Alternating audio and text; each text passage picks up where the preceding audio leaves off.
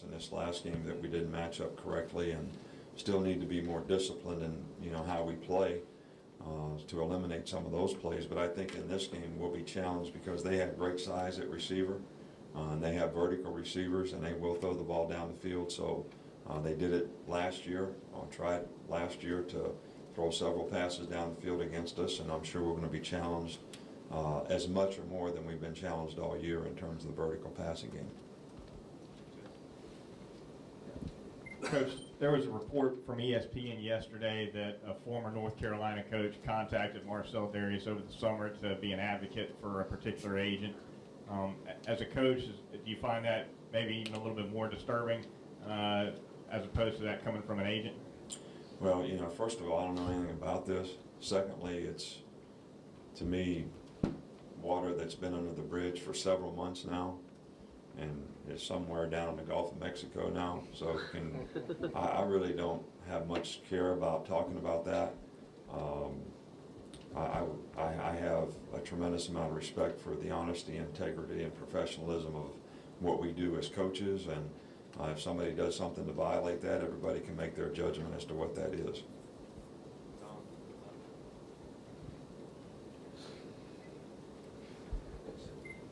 Your red zone defense has been phenomenal so far this year. 2 touchdowns and 14 opportunities for opponents.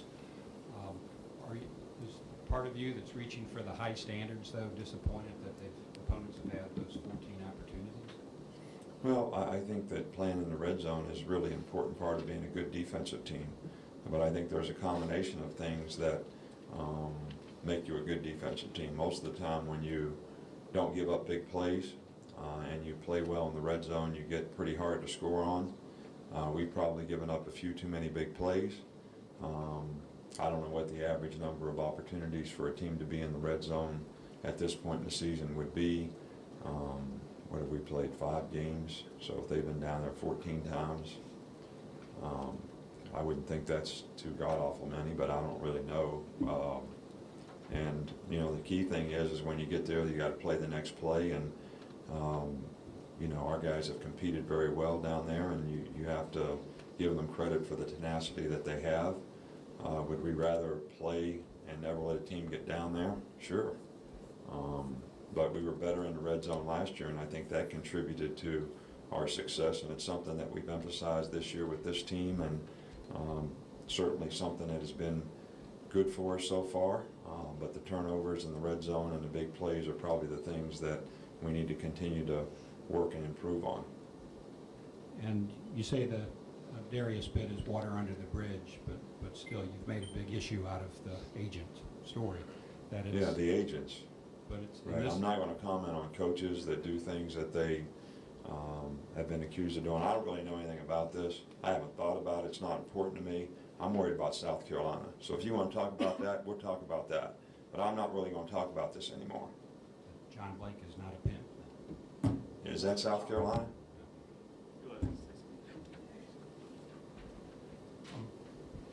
I guess I must stutter. Do I stutter?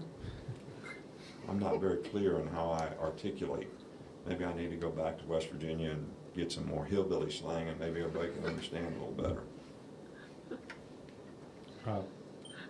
Coach, the way the second half went against Florida, Mark didn't play a whole lot in the second half, and just wondered if that was kind of Trent was doing well, if that, and no, there was no. We didn't have the ball. Unless we're going to play Mark on defense. When the other team has the ball for 13 and a half minutes in the third quarter, it's kind of hard to get him in the game. Now, we could put him in at linebacker, safety. If anybody has any, I'd be open to how you'd like to use him. But, if we get the ball, we need to keep it. We need to make some first downs, and, we rotate our guys, and we didn't have the ball but 3 plays or whatever it was in the third quarter. It's hard to get any playing time. If you're an offensive player. Barrett Jones didn't play much in the third quarter either.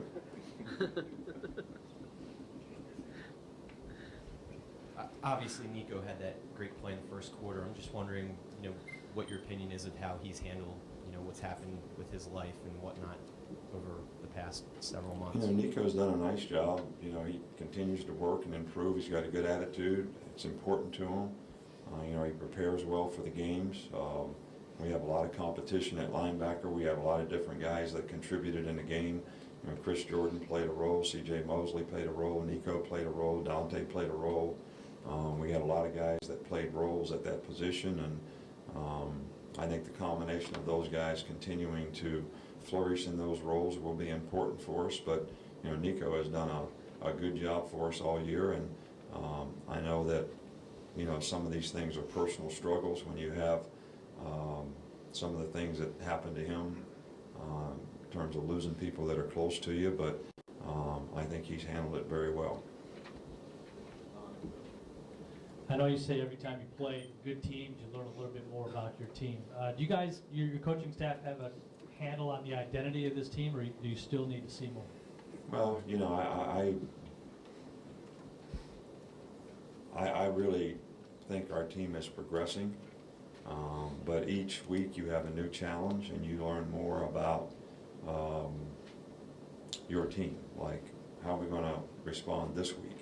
You know, we play another very, very good team on the road in a difficult place to play. You know, are we going to be able to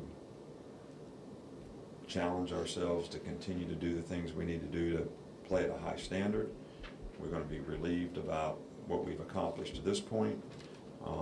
I can't answer those questions. You know, they have to come from within and what people want to accomplish and what they want to do. And so far we've responded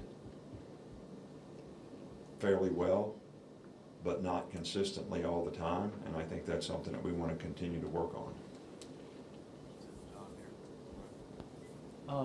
Couple things. One is your defense. You talked about the red zone and everything. Your defense has shown some knack for forcing some interceptions, some timely turnovers and everything. What's the key to that for you guys?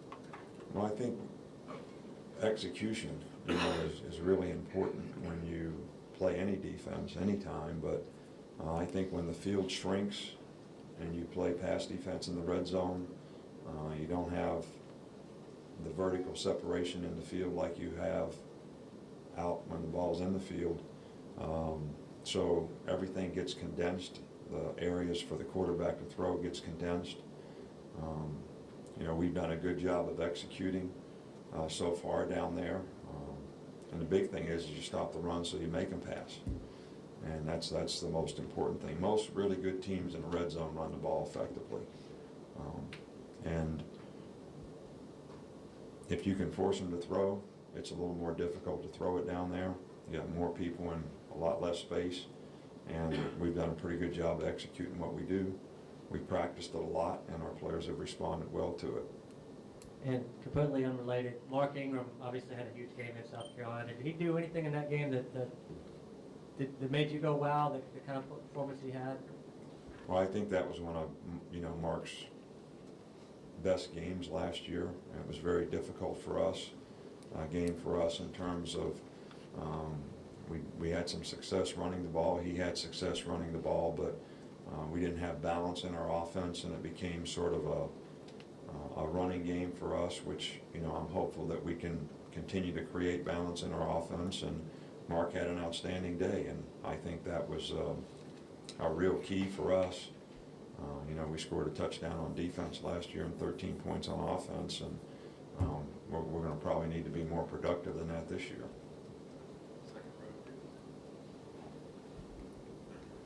Coach Saban, where do you think your defense is right now in terms of maturity, confidence, and just gelling together? We're growing. You know, we need to continue. I think the people need to challenge each other every day to get better.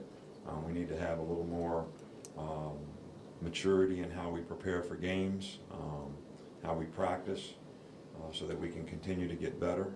I do think that there are more players playing with more confidence. I think we played faster in the last game. We responded more quickly. We played with more confidence, but I think we need to continue to build on that and get more and more players, you know, sort of in that psychological disposition. And I think we can continue to improve if we do that. Hey, Coach, you've talked in the past about breaking up the season into halves. This will be the 6th game and kind of a rough stretch here of 3 games. Are you still applying that, and is the South Carolina game kind of the natural break? This is not a break. I don't know what you mean by, is this a break? There is no breaks, not in this league, until you get a bye week. And then you usually have to really work hard to prepare for the next teams that you're playing, especially if they do anything differently than what you've seen to that point in the season. So this is not a time to let your guard down. This is not a time to revel in what past accomplishments you've had. This is a time to challenge yourself and each other to continue to play at a high standard, and that's certainly what we're trying to get our team to do. Coach, obviously this has to do with the opponents and the situations, but is there a little bit of concern that you haven't had many big passing plays the last couple of weeks? Well, we always want to make explosive plays, you know, and Florida played a lot of man-to-man in the game, and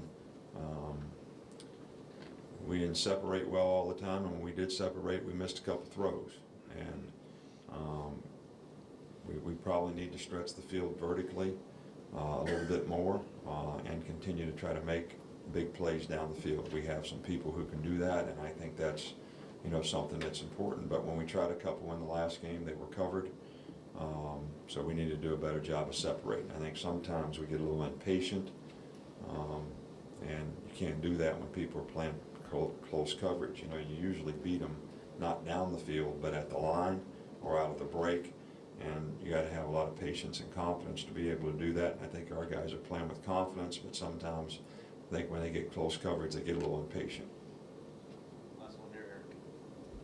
You say this is a point in the season where teams need to identify their weaknesses.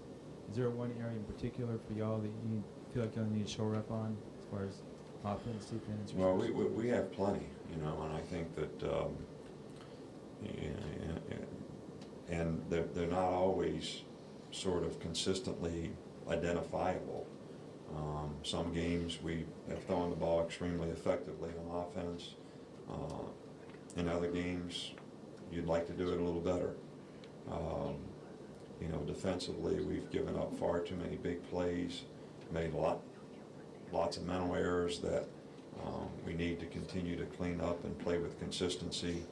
You know, on special teams, we finally hit a punt return last week, and you know, our return game and our special teams, we want to continue to improve. So I think just about every area that you look at, there's something that we can improve on. And even the things that we've done well, we'd like to continue to stress being able to do better. So I don't think you've ever arrived. I don't think you're ever where you'd like to be. So there's a lot of things that we need to continue to focus on and improve on.